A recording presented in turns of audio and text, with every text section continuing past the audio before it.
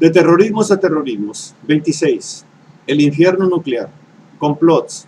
Praxis preferente del poder. Conspiraciones del capital poder. Ejercicio imperialista. 04. Bajo la égida del dios mortal. Un atisbo a la configuración del dios Estado. Parte 2. Esta es una obra del maestro Héctor Alejandro Mora Gallardo.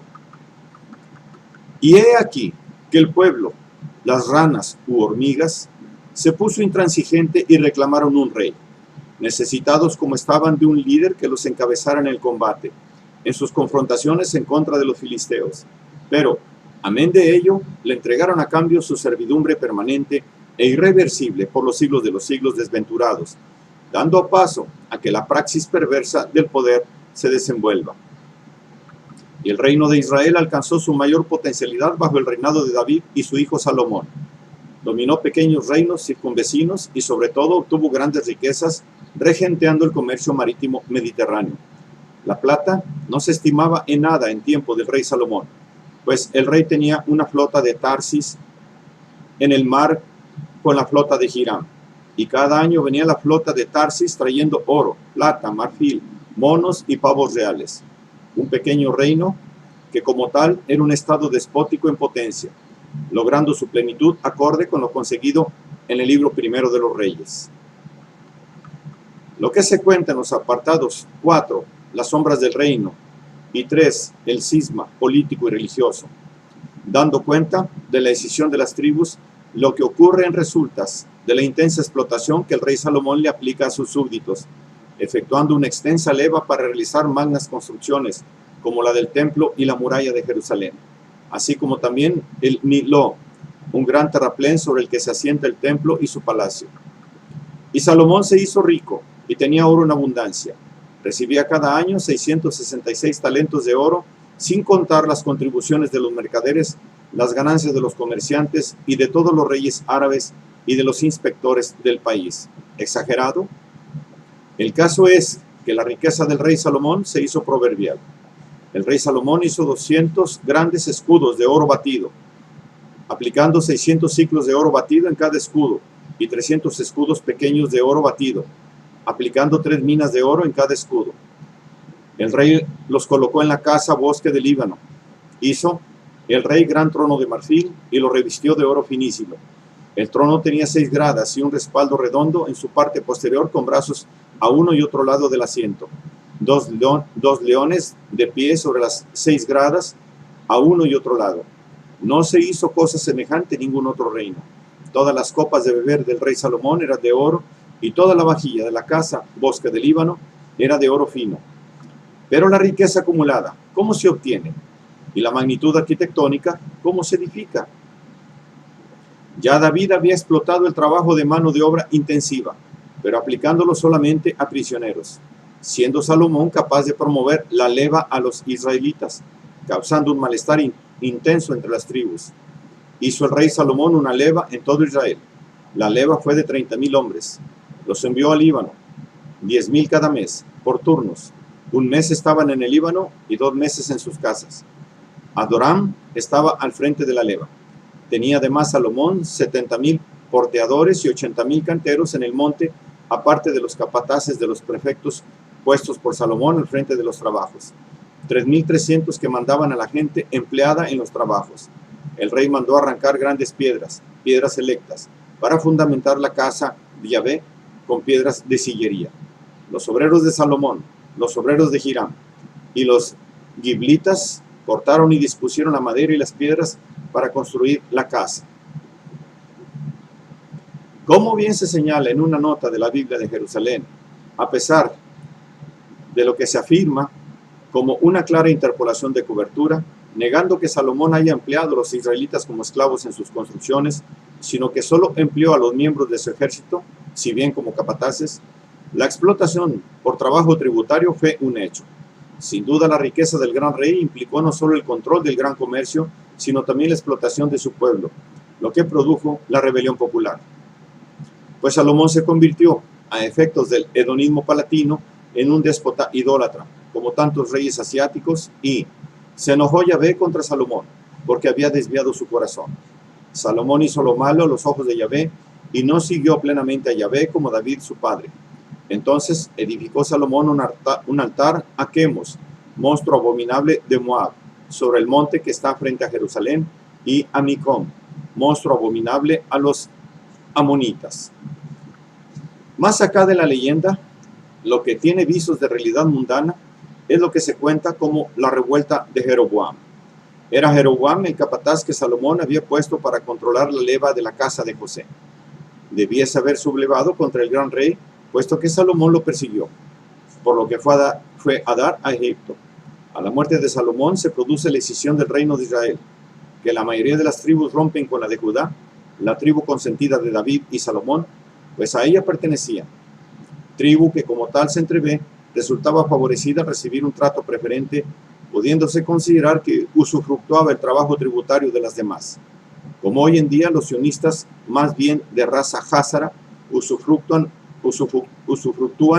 el nombre de Israel, explotando a los judíos de segunda, que son los sefardíes, dándoles prevalencia a los askenazis, en una actitud eminentemente racista al interior de Israel. Nazi-sionismo ejercido como una forma de terrorismo de Estado, teniendo como principales víctimas al pueblo palestino. El descontento se manifiesta, así lo expresan los sublevados al rey Roboam, heredero al trono. Tu padre ha hecho pesado nuestro yugo, ahora tú aligera la dura servidumbre de tu padre y el pesado yugo que puso sobre nosotros, y te serviremos. Otra lección histórica que desprende de la respuesta y la actitud tomada por Roboam a continuación. Primero pide consejo a los ancianos, quienes prudentemente le sugieren que se vuelva un servidor de su pueblo, para que su pueblo le sirva para siempre. Pero imprudentemente no sigue tan acertada recomendación, sino que acercándose a la generación de jóvenes hedonistas con quienes creció en el palacio, compartiendo con ellos la típica actitud intransigente y abusiva de quienes se han criado en un ambiente de abundancia y hartazgo, por lo que, obnubilados y estregados, le aconsejan: esto debes responder al pueblo. Un yugo pesado cargó mi padre, mas yo lo haré más pesado vuestro yugo. Mi padre los azotaba con azotes, pero yo los azotaré con escorpiones. Así pues, actitud prototípica de la degeneración de los exquisitos del palacio, tal y como lo consigna Platón en el libro 3 de los Reyes, al referir la degeneración de la casa gobernante, en el caso de Persia, por quienes llenos de molicie y disolución se estregan y se pierden, jóvenes persas educados entre mujeres y eunucos, una educación corrompida, una crianza sin correctivos. Tomaron pues estos hijos la herencia al morir Ciro, llenos de molicie y disolución. Primeramente mató el uno al otro, siendo el caso de Cambises, quien manda matar a su hermano, Esmerdis, para reinar a sus anchas, con notable conducta disoluta, perturbada su mente por la borrachera y el continuo desenfreno, terminando por perderse en el imperio, que unos magos medas logran suplantarlo en el trono mientras Cambises comete atrocidad y media en Egipto. Fue el caso de que Roboam persiste en su conducta licenciosa, provocando la escisión del reino. Viendo todo Israel que el rey no le oía, replicó el pueblo al rey diciendo: ¿qué parte tenemos nosotros con David? No tenemos herencia en el hijo de Jesé. A tus tiendas, Israel. Mira ahora por tu casa, David. Israel se fue a sus tiendas, Roboam reinó sobre los israelitas que habitaban en las ciudades de Judá. El rey Roboam envió a Adoram, jefe de la leva, pero todo Israel le mató a pedradas. El rey Roboam se apresuró a subir a su carro para huir de Jerusalén. Israel está en desobediencia contra la casa de David hasta el día de hoy. Ni más ni menos, la jerarquía judía explotadora provoca la escisión del reino, y los israelitas tomaron por rey a Jeroboam. A continuación, el relato histórico de los profetas escritores antes del destierro da cuenta de la perdición de las tribus por haber caído, también Jeroboam, en la idolatría. Moraleja: el extravío palatino propio de una generación entregada al hedonismo típico del modo de producción tributario y despótico conduce a la depravación de reinos e imperios. Que el fasto y las intrigas cortesanas son dos prácticas universales. Donde hay estados con la molicia palatina, se produce la degradación de los jóvenes nobles extraviados en la concupiscencia, así como también disputas interminables por el poder que implican conspiraciones. Mas, en principio, esa rebelión de la mayoría de las tribus habla bien de la vitalidad de un pueblo que es capaz de oponerse a la dominación despótica, dando cuenta que tanto en la Hélade como en Israel, el celo tribal procuró una forma de gobierno que no cayera en la autocracia, intentando romper el dominio de la cúpula piramidal tan propio de los estados arcaicos, tratándose de una conciencia compartida por el pueblo, los comunes, una valoración ecuménica que en otras etnias fue conculcada por los autócratas.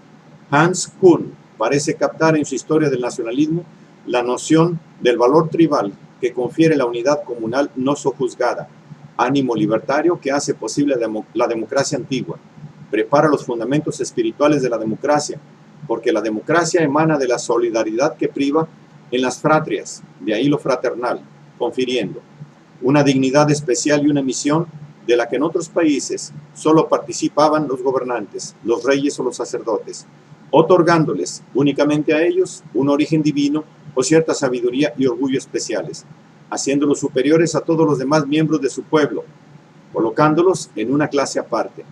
Las raíces de la democracia posterior pueden hallarse aquí, en el sentimiento de igualdad y de destino común de todo el pueblo, un sentimiento primeramente limitado a los miembros del grupo, negado a los extraños, a los bárbaros o gentiles. La dignidad del pueblo que emana de abajo hacia arriba, impidiendo ser sojuzgadas por el despotismo. La vitalidad del pueblo yace en la comuna. Aunque Israel no edificó propiamente una democracia, sino que cuando la savia libertaria vivificaba sus tribus, manteniendo el espíritu del desierto propio de los nómadas pastores, se autogobernaban bajo el liderazgo de un pastor mayor, de Abraham a Moisés, para ser después liderados por sacerdotes jueces, siendo así una teocracia sacerdotal con Dios único pero sin rey, ni hegemonía superestructural, cualidad tribal que se siente en los libros del Pentateuco, consistente en no quedar bajo el dominio del Supremo o sacerdotes del templo, complementos y símiles de los cortesanos del palacio, sino de sacerdotes jueces cercanos a la persona común, para que posteriormente, en la época de los reyes, los profetas estarán imbuidos en el espíritu comunal, manteniendo la crítica contra los desvaríos de reyes y sacerdotes descarriados.